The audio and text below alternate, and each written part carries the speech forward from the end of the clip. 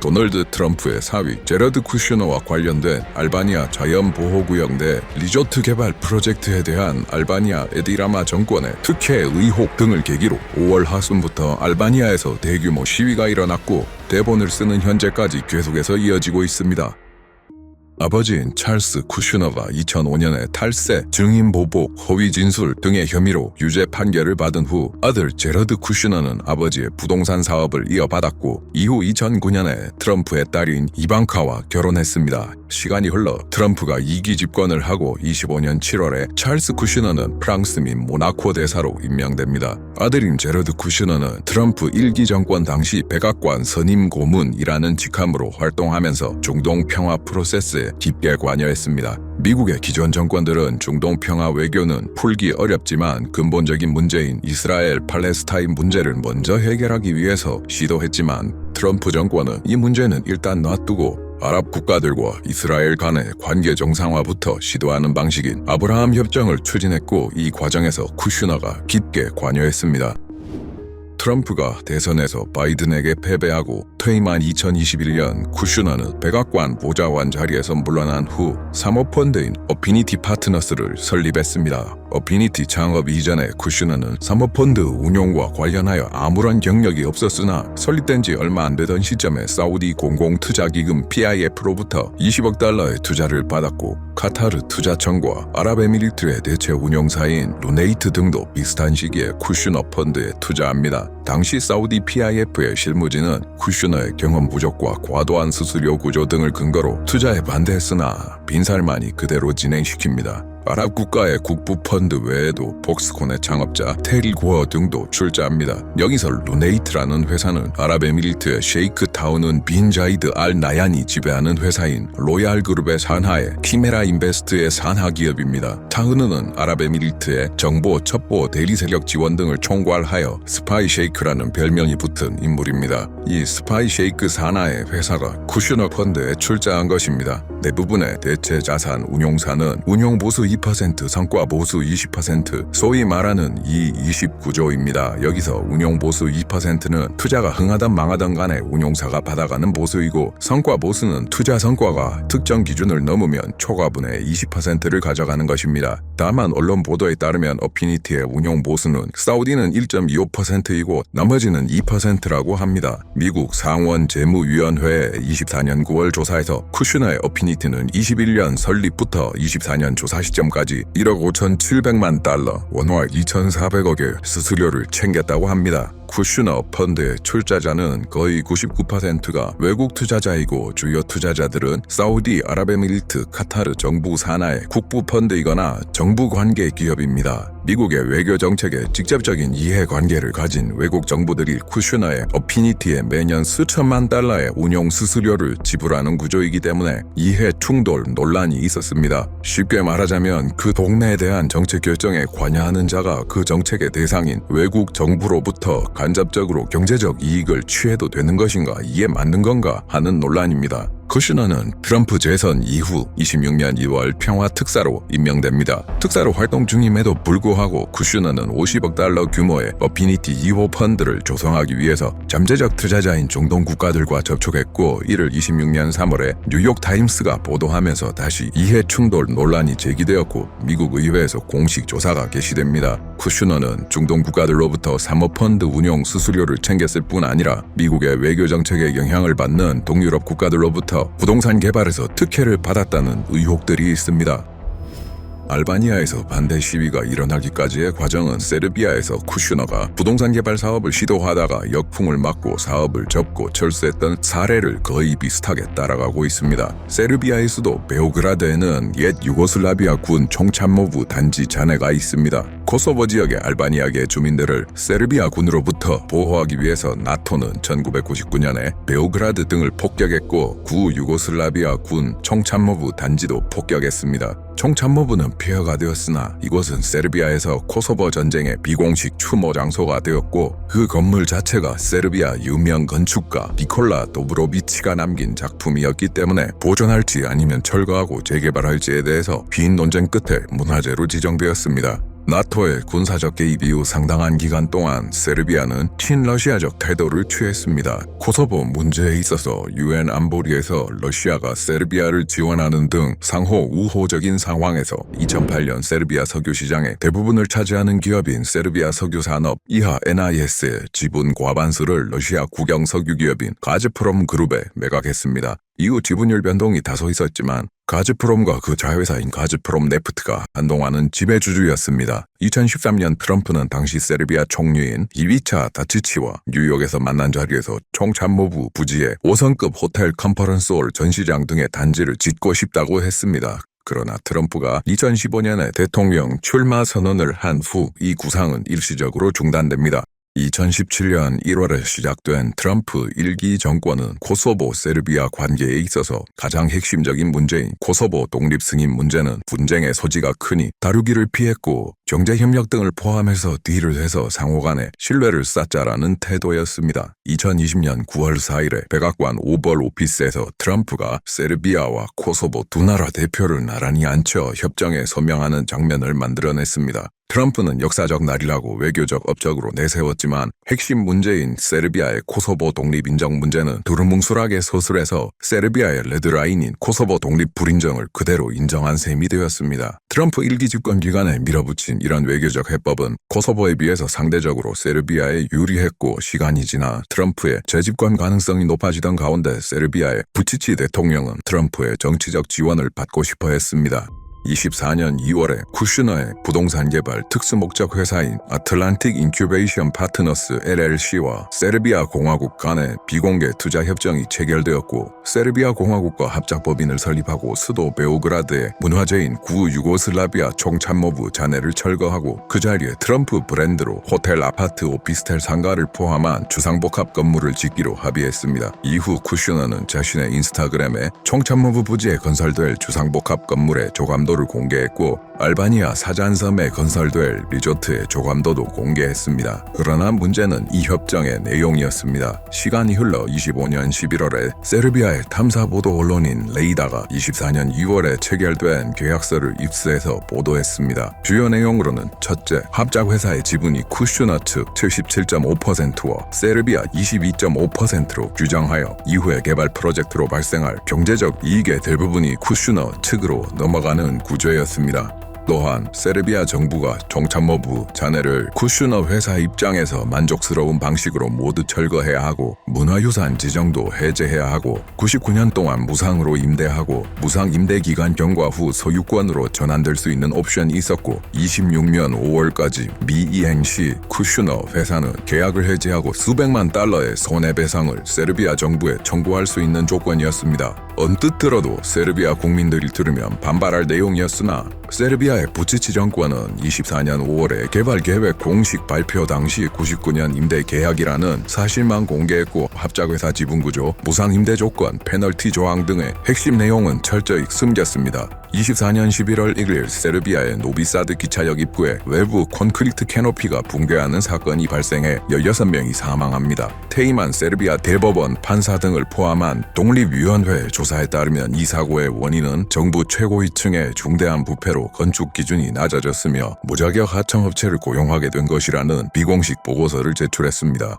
부패가 인명을 위협하는 수준에 이르자 수개월 동안 대규모 반정부 시위로 부치치 정권은 심각한 정치적 위기에 직면했습니다. 세르비아 국가문화재 보호연구소장 직무대행이었던 고란 바시치는 총참모부 건물의 문화유산 지정 해제 제안서를 작성하면서 전문가들의 의견을 포함하지 않고 위조해서 공문서 위조와 직권 남용으로 작성한 제안서를 정부에 제출했습니다. 시위가 한창이던 24년 11월 세르비아 정부는 이 제안서를 근거로 총참모부의 문화유산 등록을 말소합니다. 이 상황에서 25년 3월에 트럼프의 장남 도널드 트럼프 주니어가 직접 베오그라드를 방문해서 부치치와 대화하는 사진을 찍은 것을 부치치가 본인의 인스타그램에 게시했습니다. 이것은 트럼프 정권이 부치치를 지지한다는 메시지를 세르비아 국내에 보여주기 위한 것이었습니다.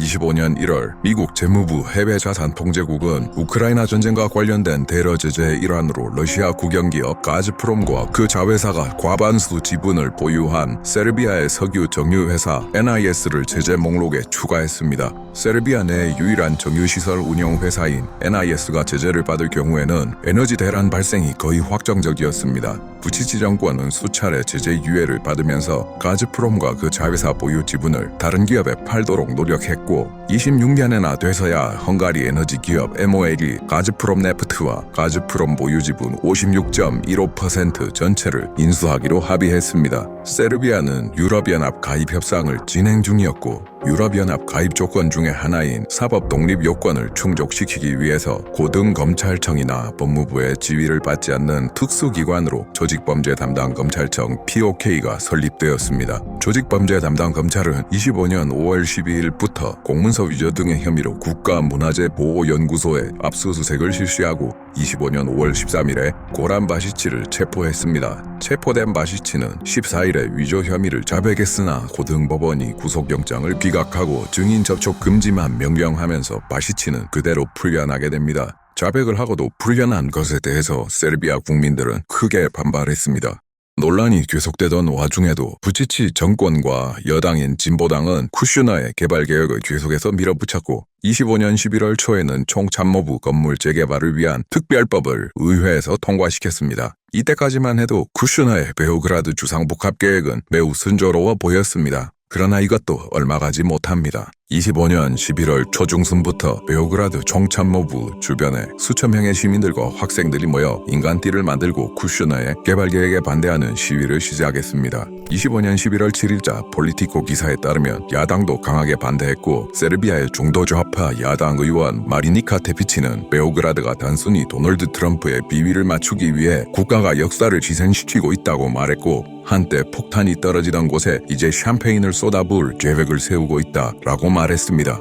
그러던 중에 25년 11월 13일 세르비아 언론 레이다가 세르비아 정부가 계속해서 은폐하고 있었던 24년 2월 비밀 계약 내용을 보도합니다. 대부분의 경제적 이익을 쿠슈너의 회사가 가져가는 것, 99년 임대 후 소유권 전환, 세르비아 측이 철거 의무를 부담하는 등의 특혜라고 볼 수밖에 없던 조건들이 폭로되자 반정부 시위는 더욱 거세게 일어났습니다. 2025년 12월 15일 조직범죄 담당 검찰청이 니콜라 셀라코비치 문화부 장관, 문화재보호연구소장 대행 바시치 및 문화 관련 고위 공무원 2명을 포함해 총 4명을 기소했습니다.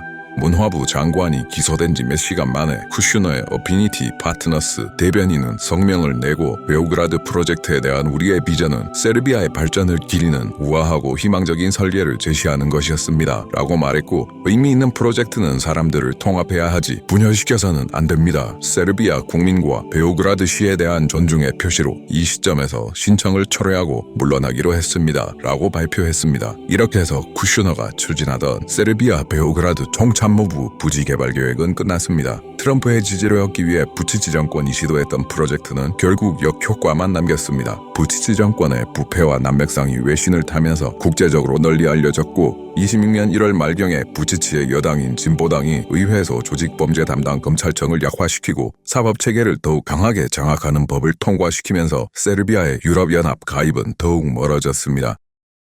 세르비아 프로젝트 포기 이후 쿠슈너의 관심은 알바니아로 옮겨갑니다. 그리고 유럽연합 가입을 추진하던 동유럽의 지도자가 트럼프의 호의를 사기 위해서 사위인 쿠슈너에게 부동산 개발 특혜를 주려다가 역풍을 맞는 구조는 그대로 반복됩니다. 이야기는 21년 7월로 거슬러 올라갑니다. It's an unbelievable, beautiful 1,400 hectare private island in the middle of the Mediterranean.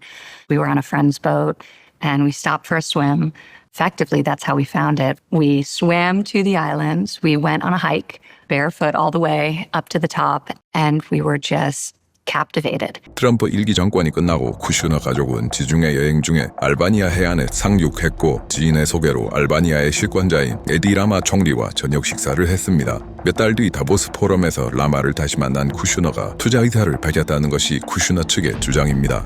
쿠슈너가 리조트 건설을 위해 눈독을 들인 지역은 사잔섬과 부요사 나르타 소코입니다. We not only the island, but we have 5 miles of beachfront.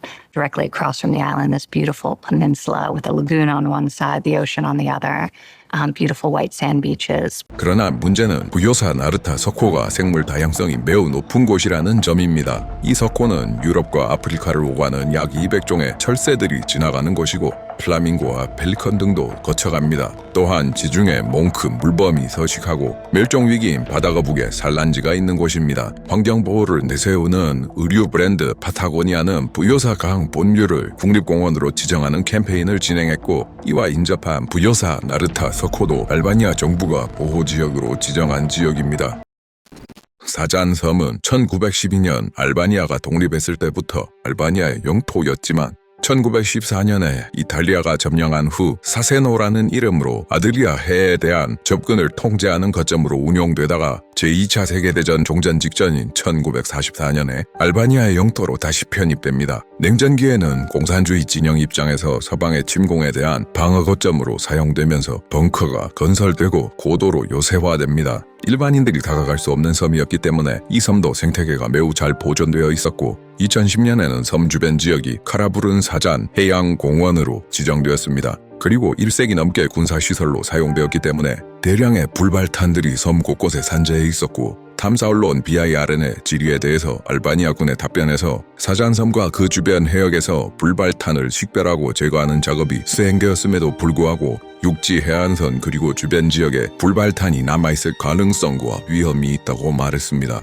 실제로도 알바니아 환경단체 PPNEA가 촬영한 바닷속 사진에는 다수의 불발탄 사진이 있습니다. 불발탄 처리에 대한 구체적인 조치 없이 리조트 개발은 계속해서 진행됩니다. 2013년 쿠슈너의 부동산 개발 특수목적법인인 아틀란틱 인큐베이션 파트너스 LLC가 개발 제안서를 알바니아에 공식 제출했습니다. 24년 2월 라마 정권의 여당인 사회당은 쿠슈너 리조트 건설에 법적 걸림돌을 제거하기 위해서 환경단체와 야당의 강한 반대에도 불구하고 보호구역법 개정안을 강행 통과시켰습니다. 이 법의 주요 내용은 보호구역 내에서 5성급 이상의 최고급 관광시설 및 아그로투어리즘 즉 농업관광시설의 건설을 허용하는 것이었고 전략적 투자자로 지정된 자가 공개경쟁 입찰 없이 수의계약으로 관광 리조트 내에 항구시설을 건설 운영할 수 있도록 하였고 개발 허용 기준의 결정 권한도 국가영토위원회라는 정부 산하 기관이 담당하게 됩니다. 당연히 이 법은 쿠슈너를 위해서 밀어붙인 맞춤형 법 개정이라는 비판을 받았고 야당 의원인 이나주파는 의회에서 오늘날 숲에서 나무 한 그루를 베면 처벌받습니다. 사냥 금지 조치로 인해서 야생동물을 한 마리만 잡아도 처벌받습니다. 그런데 오늘 누군가가 수많은 숲이 펼쳐진 보호구역 한가운데로 들어가 파괴하고 건설하며 수많은 동물을 죽여도 그는 전략적 투자자라고 불립니다. 라고 발언하여 이 법안을 강하게 비판했습니다.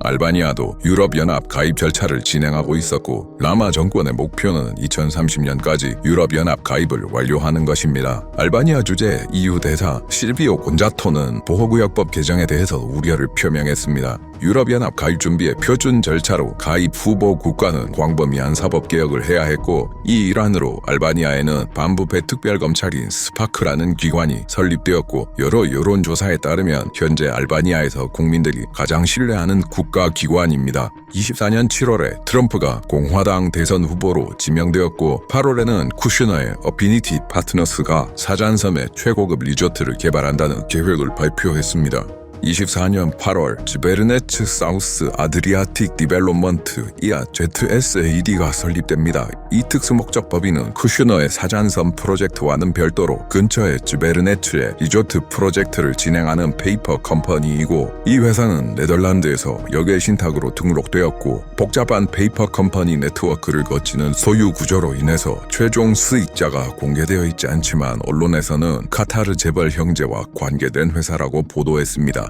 무타즈 알 하야트와 라메즈 알 하야트는 카타르의 재벌로 파워 인터내셔널 홀딩이라는 회사를 통해 건설, 시공, 유통, 숙박 등의 자회사를 거느리고 있습니다. 하야트 형제는 26년 4월 뉴욕타임스 인터뷰에서 알바니아 프로젝트를 쿠슈너와의 합작 투자라고 발언했습니다. 26년 6월 CNN 보도에서는 이 즈베르네츠 리조트 계획을 이방카 트럼프의 계획이라고 보도하였으나 비슷한 시기에 쿠슈너의 어피니티 파트너스는 기자들에 대한 이메일 답변을 통해 지베르네츠 개발은 자신들의 프로젝트가 아니라고 밝히며 거리를 두었습니다.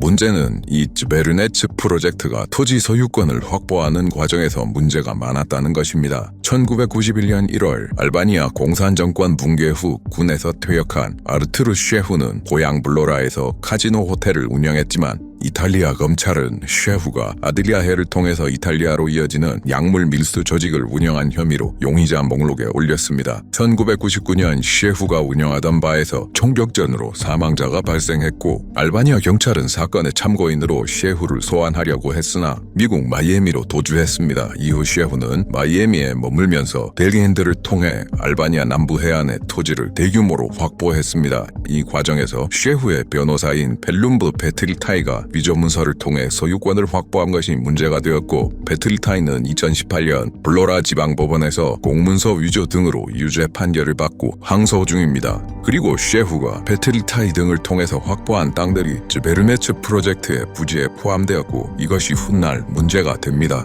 24년 11월 트럼프가 당선된 후 쿠슈너의 알바니아 프로젝트는 더욱 가속도가 붙습니다. 24년 12월 2일 알바니아 바이람 베가이 대통령은 사잔 해군 훈련 및 사격 구역을 알바니아 군 배치 계획에서 제외하는 대통령령에 서명하여 개발의 걸림돌을 하나 제거했습니다. 24년 12월 30일 에디라마 총리가 주재하는 전략투자위원회가 쿠슈너의 법인 애틀란틱 인큐베이션 파트너스에게 전략적 투자자 지위를 부여하여 사잔섬 프로젝트를 승인했습니다. 전략적 투자자 지위는 행정 절차와 인허가의 신속 처리 등의 혜택이 있고 에디라마 정권은 이미 24년 2월에 법 개정으로 전략적 투자자가 환경보호 규제를 우회할 수 있게 법적 준비를 마친 상태였습니다. 26년 4월 말에서 5월 초 사이에 즈베르네츠 해안 공사 현장에 철조망이 쳐졌고 최종 환경 영향 평가나 인허가 없이 불도저 굴착기가 보호구역에 진입하여 해안의 소나무 숲과 사구를 제거하기 시작했습니다. 6월 1일에 에디라마 총리는 의회에서 최종 환경 영향 평가와 인허가 없이 공사가 시작되었다고 시인했습니다.